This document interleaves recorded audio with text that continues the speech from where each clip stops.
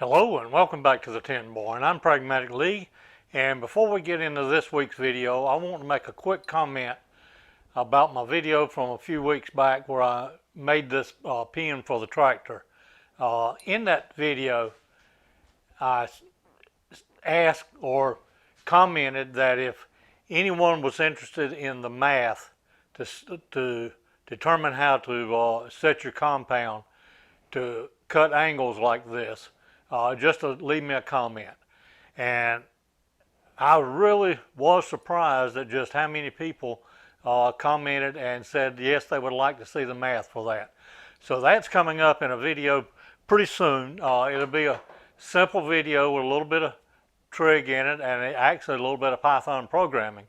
But it's going to take just a little bit of time to put it together and get it edited. And there's a couple things in the queue ahead of time. And that leads us to today's video. I guess it was a couple weeks ago I was over in our favorite tool store where we all like to go and walk around and usually wind up finding something that we need to buy. Harbor Freight, of course, is where I'm talking about. And as I was walking around picking up a couple of things, I went in particular to pick up an item, a garden tool or yard tool holder for my niece. But of course I had to walk from one side of the store to the other and look at everything. And I saw this set of 1/4, 3/8, and 1/2 inch drivers for your impact wrenches. Got the little knob on there to lock them in place.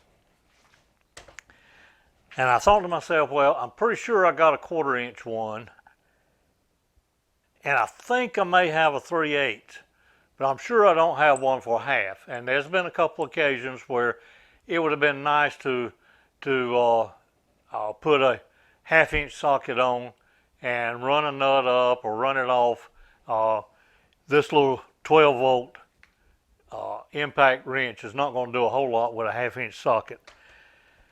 But I was certain I didn't have one, a 1/2 inch. So I picked up that little packet. It wasn't very expensive. I really don't remember now. Maybe $5 or $6 for the 3 of them. When I got home, I pulled out my storage, those type little tools. I'm sure most of you have got these type storage boxes there's some star bits in there. There's a little magnetic one, nut drivers, of course, all kinds of little bits. And when I started to put this new set in there, drop that new set in again, I said I was sure I had a 1/4 inch, pretty sure I had a 3/8, but it was certain I didn't have a 1/2 inch. Well, I went scrounging through that cigar box, or opened up that cigar box, put those 3 in there, and look what I found. A whole set. And the 3/8 that I wasn't sure of, it appears I've used it a lot or somebody's used it a lot. 1/4 inch doesn't appear to be used very much. But I even got a 1/2 inch in there that I was certain I didn't have. And it's got some signs of a little bit of wear on there too. So I decided it was time to organize a few of my bits somewhat better than I was getting in a cigar box. By the way, this cigar box, I found it in my mother's house. This used to be my daddy's record keeping file cabinets. I've got 3 or 4 other cigar boxes over there, some William Penn, Tampa Nuggets, Schweitzer Sweets.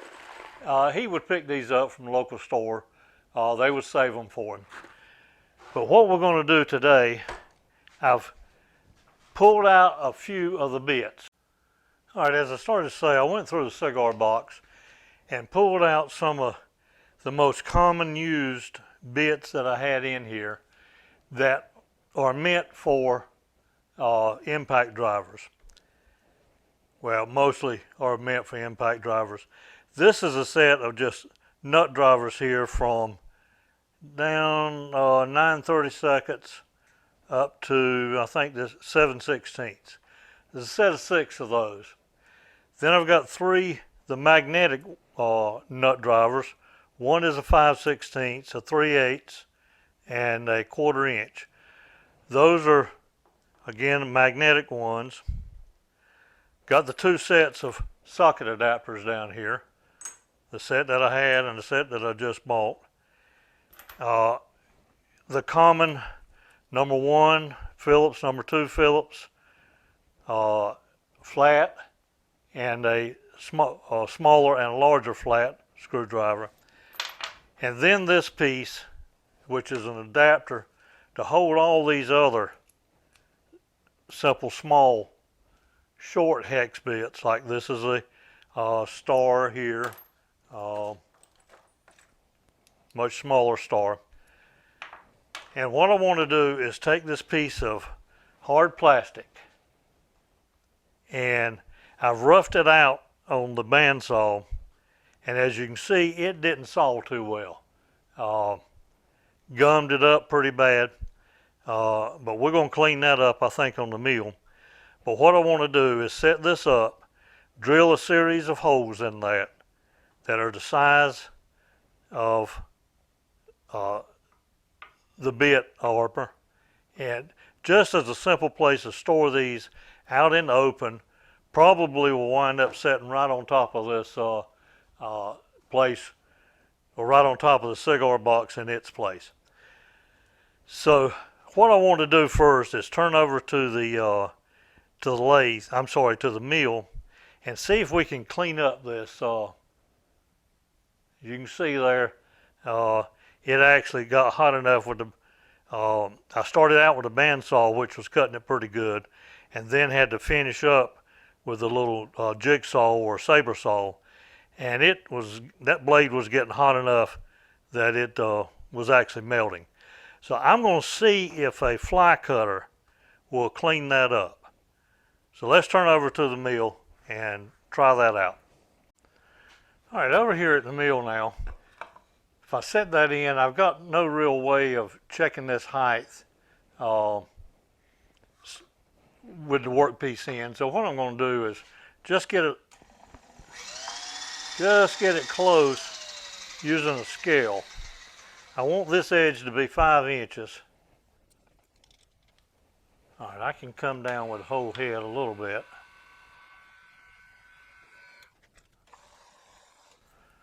And you know what? The easiest way to hold that would be to clamp it in the vise. And that looks close enough for a tool caddy. I've got my fly cutter in, and if you follow the channel and you remember that video I did several months back on several different methods of trimming up a trailer hitch, the 4 sides on that. This turned out, the different fly cutters I tried, this one with this bit turned out to give the best finish. So I'm going to try that on the plastic. No idea how it'll do. Let's see. That's over 5 inches now, just a little over. Now let's get that pretty much centered on the y-axis, and we can lock the table down right there. All right, let's make just a little cut here. We'll get a measurement. Be sure we're down in the vise good. I have no idea how this fly cutter is going to work on plastic, but we're going to see.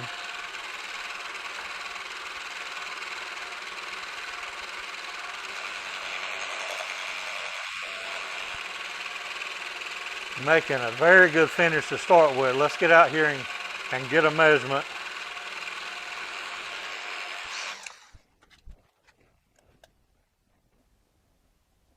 I believe that's plenty good for a little tool caddy.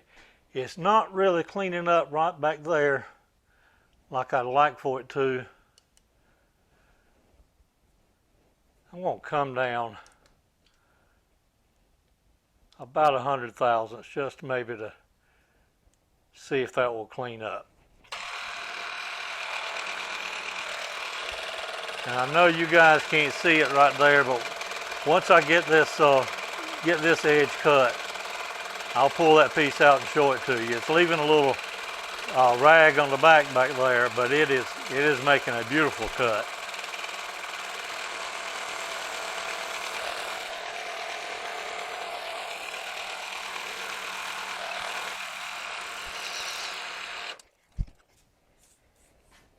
Folks, I'm tickled to death with that finish. Like I say, I'm going to have to deburr that, of course. All right, it's a good finish on that edge. I'm going to stand it up on this block I'm using, by the way, is a 5x7. This was in some material a friend of mine brought over the other day. He said, I'll never use this.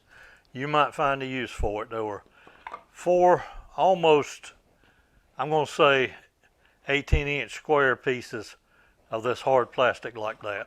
And there were some factory edges on them, so that's what I'm using here.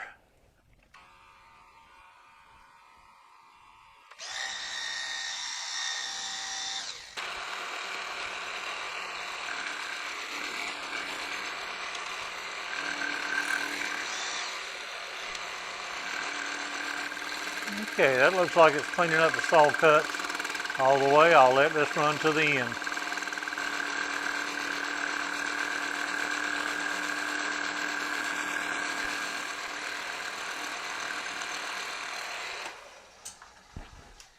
All right, folks, there's the squaring up of this piece done. Of course, I'm going to deburr it. I'm going to do that off camera, and then I'm going to lay out what I think I want for a grid on here. Okay, I've got our workpiece pretty much deburred now. I got it clean enough that I can get it in the vise. And I'm using the outside jaws on my vise. I'll leave these outside jaws on there all the time. And since they would not clamp up tight on this without the regular jaws bumping, I put the 1, 2, 3 blocks out here just to push everything together. And these are sitting on a couple little props that I made when I made these jaws. Everything's in there solid. Now I have come in 1/2 inch from the end and from the side. This piece is 5 inches by 7 inch. So if I leave a 1/2 inch on each end and each side, that'll leave me a 4x6 grid pattern for tools. So that'll be 24 tools I can hold on this piece and still have plenty of room in there to reach in and pick them up. Now what I'm going to do is drill down now until I'm past the flute on the drill. This workpiece is 1 inch thick. I want the hole to be 3/4 of an inch. So I'm going to come down now and zero out the DRO right there. Now we're going to come down 3/4 of an inch. And since this is just a tool caddy, I'm going to use my quill stop up here. And if you watching this video and you've got a similar mill and you say, well, hey, my mill don't have a quill stop like this. Sure don't. I added that to this a long time ago. All right, I have the DRO zeroed on the X and the Y axis right now. I'm going to advance 1 inch, lock the table down, and drill our next hole, and I should be able to go just to the stop. Advance another inch.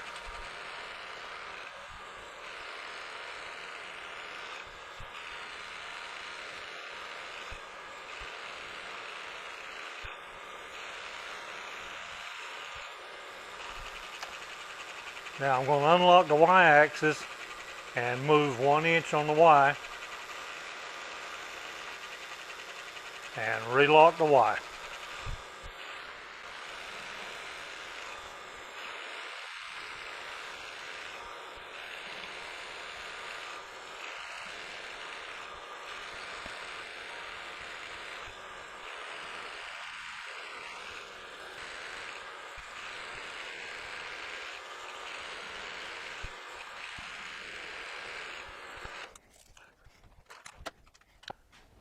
All right, I mistakenly said a while ago that a 5x7 workpiece was going to give us a 4x6 grid. It's giving us a 5x6 grid with 1/2 inch on all boundaries.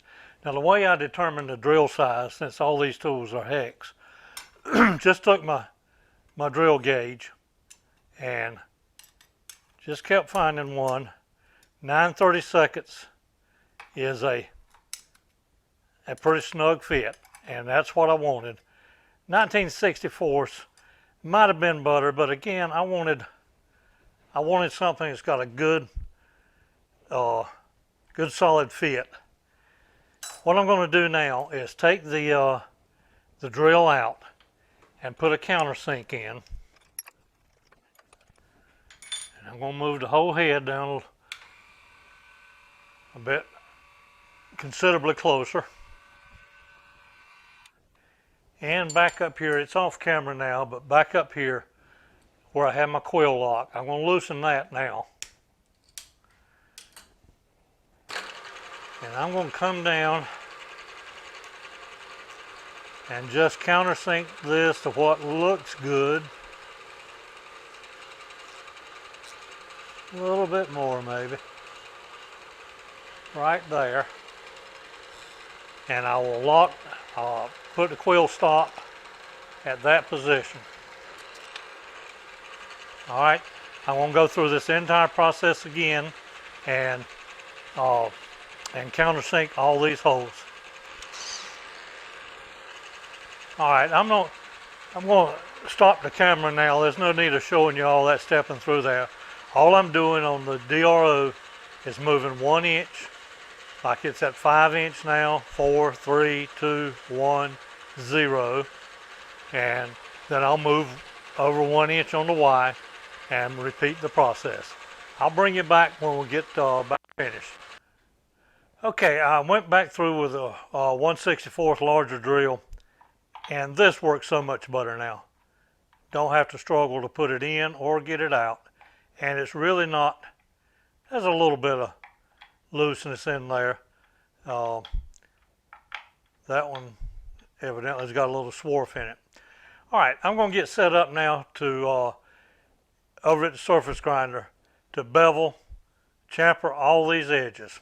Okay, I'm over at the surface grinder now, and before you say you're going to ruin that wheel getting all that plastic in it, this is a worn out wheel.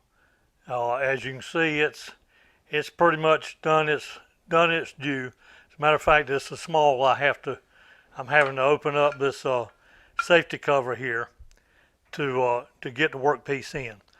But I'm going to put about a 50 thousandths chamfer on the top edge, and then top edge and the corners here, and then I'll back it down probably at about a 20 thousandths chamfer for the bottom side. So I've already got this set up. You've seen me set up this chamfer block in several videos in the past, so I'm not going to try to go over that in this video. We'll wind it up.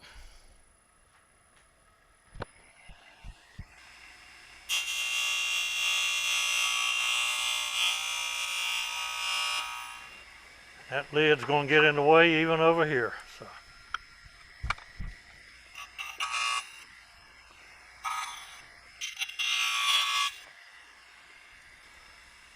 So tempting to stick my fingers in there and get that little piece, but I'm not going to do it. I'm going to turn the wheel off.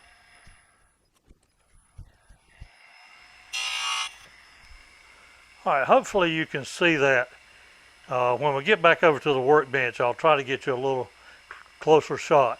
Now this corner right here had already been chamfered off when I got the material, so it's going to be a little bit different than the rest.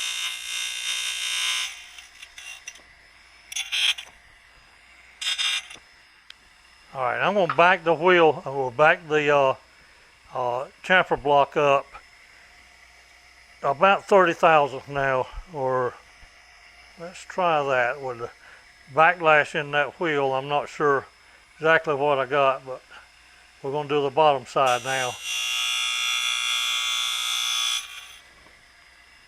And that looks good. I like that. And we got a smaller chamfer on the back here. All right, let's go back over to the workbench and do a quick recap. Okay, I think that's going to about wrap this video up. Hopefully I've learned how to count, or at least how to multiply in this video. I originally said the 5x7 block with the holes an inch apart was going to give us a 4x6 grid. Then I said, no, it's going to give us a 5x6 grid. In reality, it's a 5x7 grid. Half inch on each side and then an inch in between. So that's enough holes for 35 different tools. Most of what's left, or what's in the cigar box over here now, are either duplicates of tools that's in here, or there's a whole lot of these small, like star bits, Phillips bits, number 1 and number 2. I think I see a number 0 Phillips in there. Straight slot, but they of course will fit in this one, this tool. So again, it's a simple little project this week, this video, but I hope you've enjoyed it. Here's one other tool I forgot to mention. Again, it's made for the impact drivers. If you don't have one of these, it's one of the most handy tools I've ever had. I've probably had this one, well, the building that I rent next door is 18 years old now, and I had it then, so I probably had this tool 20 years. Release that lock, pull it out, and you've got a countersink drill bit and a countersink on this side. Then you can turn it right back around, and this is ideal for countersinking drywall screws. You know, we use drywall screws in everything, not just drywall. This is ideal to keep from splitting your wood when you're sinking a screw in and wanting to countersink it. Again, hope you enjoyed this little video. Take care, and I'll see you on the next one.